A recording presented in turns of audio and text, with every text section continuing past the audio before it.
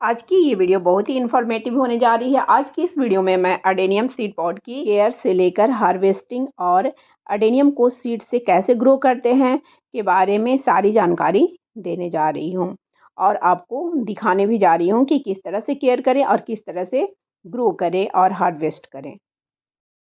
Hello friends, welcome back to my YouTube channel Sinha's garden and blog. तो friends, कैसे हैं आप सभी लोग? आई होप कि आप सभी लोग ठीक ही होंगे। तो ये है अडेनियम का सीड पॉड और इसमें देख रहे होंगे कि क्रैकिंग स्टार्ट हो गई है।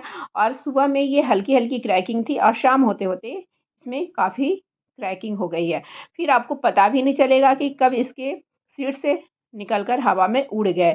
तो इसके लिए हमें इसको केयर करने की ज़रूरत पड़ती है, कुछ उपाय करने की ज़रूरत पड़ती है। तो चलिए अब आगे दिखाती हूँ कि कैसे सीड्स को बचाएं। अडेनियम के जो सीड्स होते हैं वो हवा के संपर्क में जैसे ही आते हैं तो वो हवा के साथ-साथ उड़कर काफ़ी दूर तक चले जाते हैं। तो बाद में मैं उसके सीड्स को भी दिखाऊँगी। तो ये देखिए, उसको बचाने के लिए रस्सी से इसको बाँध रही हूँ और इसका बचाने का और भी कई तरीके हैं।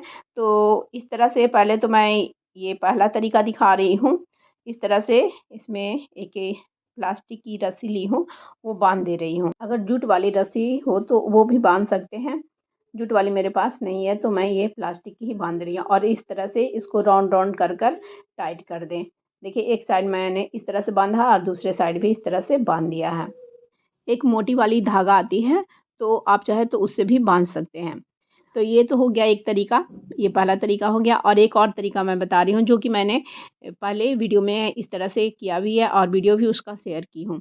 तो दूसरा तरीका है, इसमें आप पॉलीथीन बांध दें।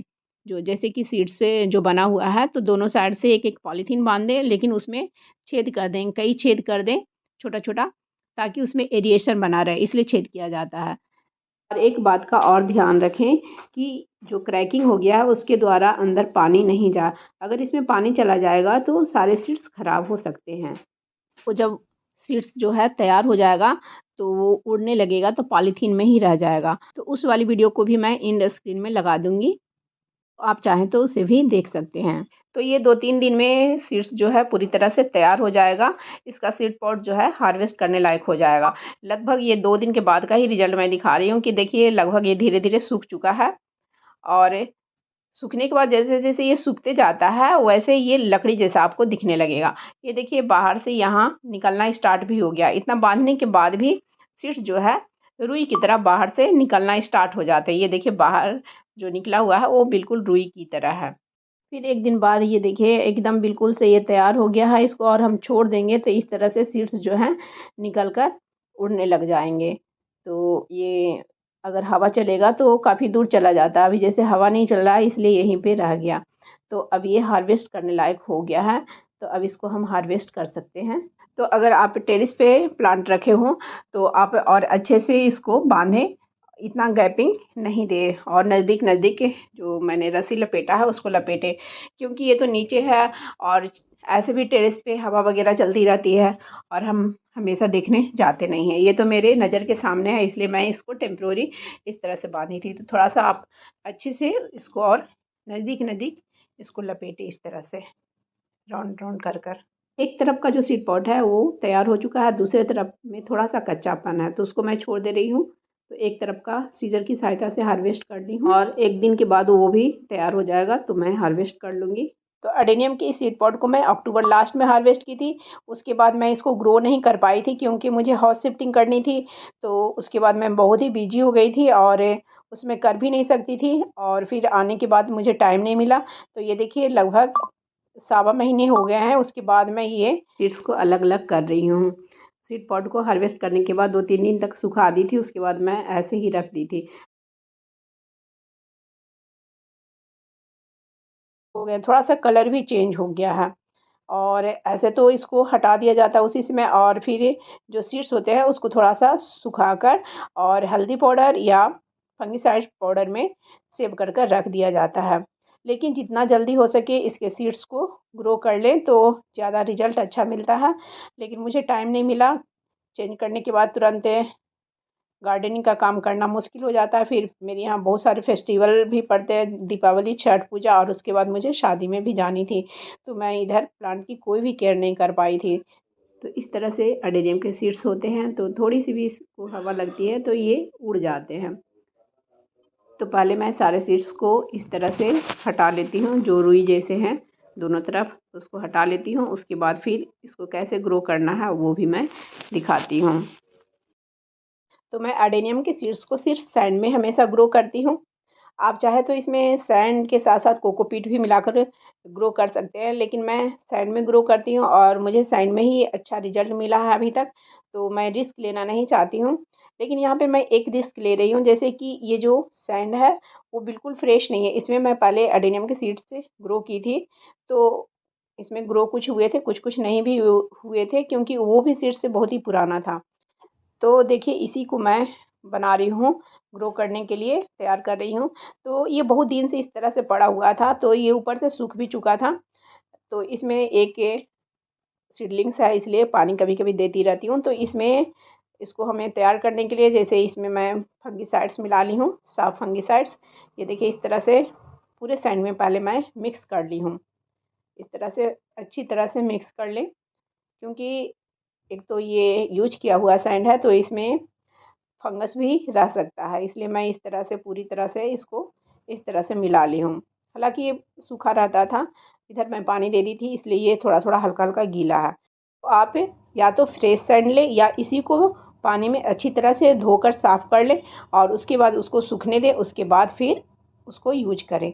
लेकिन मैं यहाँ पे एक रिस्क ले रही हूँ, क्योंकि इसमें एक ऑलरेडी नीम का सीडलिंग एक इसमें बचा हुआ है और सैंड भी मैं न्यू नहीं ला पाई और सीड्स को भी हार्वेस्ट किए हुए 1.25 महीने हो गए हैं, इसलिए मैं जल्दी से ग्रो कर दे रही हूँ। इसमें एक सीडलिंग्स लगा हुआ है, ये है, और फंगिसाइड्स मिलाने के बाद इस तरह से मैं पूरे सैंड को बराबर कर दी हूँ और थोड़ी सी सैंड को बाहर निकाल कर रख ली हूँ और इस तरह से अडेनियम के जो सीड्स हैं उसको मैं बिछा देती हूँ। 1.25 महीना के लगभग ये हो चुका है, तो कितने सीड्स से ग्रो होंगे, और चूँकि ये ठंड का मौसम शुरू हो चुका है तो इसमें रिज़ल्ट थोड़ा कम ही मिलता है। तो मैं रिस्क ले रही हूँ इस बार, क्योंकि और अगर इसे मैं अभी ग्रो नहीं करूँगी तो फिर और ठंड बढ़ेगी और फिर सीड्स जितना पुराना होता जाता है उतने ही ग्रो होने के चांसेस ख़त्म होते जाते हैं। तो जितना जल्दी हो सके हार्वेस्ट करने के बाद सीड्स को ग्रो कर लें, वो ज़्यादा अच्छा होता है। तो इस तरह से सीड्स को लगभग 1 इंच या 1.25 इंच की दूरी पर रखें, 1 इंच की भी दूरी पे चल सकता है। तो पूरे में इस तरह से मैं पहले सीड्स को बिछा लेती हूँ। तो ये देखिए लगभग इतना सीड्स मैं ग्रो कर रही हूँ और देखती हूँ अब कितना इसमें निकलता है। अब ऊपर से मैं इसमें जो सैंड्स निकाल कर रखी थी, फंगिसाइड्स इसमें मिला हुआ है, तो इसको ऊपर से इस तरह से धीरे-धीरे डाल रही हूँ। लगभग आधा इंच या उससे थोड़ा अधिक डाल सकते हैं आप। 1 इंच से ज़्यादा नहीं डालें, नहीं तो फिर वो सीड्स ज़्यादा अंदर हो जाएगा तो फिर ग्रो होने के चांसेस कम हो जाते हैं। अब इसमें हमें पानी डालना है, तो पानी हमें प्लेन वाटर नहीं डालना है, फंगिसाइड्स मिला हुआ पानी ही यूज़ करें। तो इस तरह से मैं डालने जा रही थी, लेकिन मुझे याद आया इस तरह से नहीं डालें, नहीं तो जो सीड्स आपने इसमें बिछाया हो वो इकट्ठा हो जाएँगे। तो ये देखिए फंगिसाइड्स मिला हुआ पानी को मैं इस तरह से स्प्रेइंग बॉटल में डाल ली हूँ और इस तरह से स्प्रे कर रही हूँ। तो स्प्रे करते समय भी ये ध्यान रखें कि वैसा बॉटल नहीं हो जिसमें कि बहुत ज़्यादा फ़ोर्स से पानी निकलता हो, क्योंकि अगर बहुत ज़्यादा फ़ोर्स से डालेंगे तो उसमें भी सीड्स जो है हमने जैसे बिछाया वैसे नहीं रहेंगे, अपनी जगह से इधर-उधर हो जाएँगे। तो इस तरह से धीरे-धीरे इसको स्प्रे कर लें। अगर आपके पास स्प्रेइंग बॉटल नहीं हो तो कोई भी बॉटल ले लें और उसके ढक्कन में बहुत ही महीन-महीन छेद कर दें और उससे पानी डालें, तो वो भी अच्छे से हो जाएगा। तो ये अगर कोई सीड से एक आध आपको बाहर लगे निकला हुआ तो उसको फिर से थोड़ा-सा अंदर दबा दें और उसके ऊपर फिर से पानी स्प्रे कर दें। स्टार्टिंग में पानी अच्छे से डालें ताकि सैंड जो है पूरी तरह से भीग जाए। सीड को लगाने के बाद फिर इसको आप चाहे तो पॉलीथीन से भी कवर कर सकते हैं। ऐसे तो मैं यहाँ से पेपर से इस तरह से ढक दी हूँ, इधर ओपन छोड़ दी हूँ, इधर ये एडेनियम का सीडलिंग्स है इसलिए, और इसको ऊपर से इस तरह से लकड़ी से दबा दे रही हूँ ताकि ये उड़े नहीं, और इसको ऐसी जगह पे रख रही हूँ जहाँ पे थोड़ी देर के लिए हल्की-फुल्की सनलाइट आती है। तो ये चौथे दिन का रिज़ल्ट है और सैंड ऊपर से सूख चुका है, तो इसमें मैं फिर से वही फंगिसाइड्स मिला हुआ पानी ही स्प्रे कर रही हूँ। बहुत ज़्यादा भी स्प्रे नहीं करना, हल्का-हल्का ऊपर से मॉइस्ट करने के लिए सिर्फ मैं स्प्रे कर रही हूँ, अभी बहुत ज़्यादा इसमें पानी नहीं डालना है। लेकिन जैसे ये गर्मी का दिन अगर रहता था तो 4 दिन के बाद से मतलब 3 दिन के बाद से ही कोई-कोई सीड्स जो है जर्मिनेट होना स्टार्ट हो जाते थे। लेकिन ये चूँकि ठंड का समय है तो अभी एक भी सीड्स नहीं निकले हैं। फिर मैं आगे का भी रिज़ल्ट दिखाती हूँ। उसके बाद फिर से इस तरह से मैं पेपर से कवर कर दी हूँ और फिर रख रही हूँ। पेपर के ऊपर से भी इस तरह से कवर कर दे रही थी सीड से, देर हो रहे थे, लेट हो रहे थे निकलने में, तो फिर देखती हूँ अब क्या रिज़ल्ट निकला है। तो ये देखिए 8वें दिन के बाद का रिज़ल्ट है और ये देखिए कुछ-कुछ सीड्स जो है जर्मिनेट हो गए हैं। ये देखिए निकल रहे हैं, ये देखिए देख रहे होंगे और ये भी देख रहे होंगे। ये इस तरह से जो सैंड उठा हुआ है यहाँ पे भी ये निकलने वाले हैं, निकलने के लिए ये बाहर आने के लिए बेताब है। ये देखिए इस तरह से यहाँ पे भी एक उठा हुआ है, ये देखिए ये, और यहाँ पे भी निकलने वाला है। तो इस तरह से सीड्स निकलने लगे। ये ठंड है तो देर से निकलना स्टार्ट हुए हैं और ये 1 दिन और बाद का रिज़ल्ट है, यानी कि 9वें दिन का ये रिज़ल्ट है।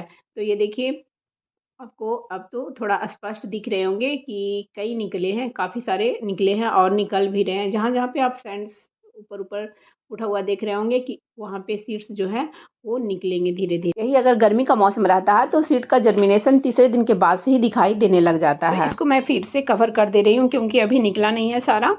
तो इन सीड्स को मैं 2 दिसंबर को ग्रो की थी और आज है 11 दिसंबर, यानी कि आज 9वाँ दिन है इनका। इस तरह से ये मेरा ठंड में और दिसंबर मंथ में फर्स्ट एक्सपीरियंस है अडेनियम के सीड्स को ग्रो करने का। तो अडेनियम के सीड्स के जर्मिनेशन को देखकर मुझे लग रहा है मेरा मेहनत सफल हो गया है। तो हम दिसंबर में भी इस तरह से अडेनियम के सीड्स को ग्रो कर सकते हैं। तो फ्रेंड्स, आप सबों से रिक्वेस्ट है कि मेरी वीडियो अगर इन्फॉर्मेटिव लगी हो तो प्लीज़ मेरी वीडियो को लाइक करें और शेयर करें एंड कमेंट्स करें। और मेरे चैनल में जो पहली बार आए हों तो प्लीज़ मेरे चैनल को पहले सब्सक्राइब कर लें, बेल आइकन्स को भी प्रेस कर दें ताकि जब भी मैं अपनी न्यू वीडियो डालूँ तो उसकी नोटिफिकेशन आपको समय से मिल जाए। Bye bye friends, thanks for watching.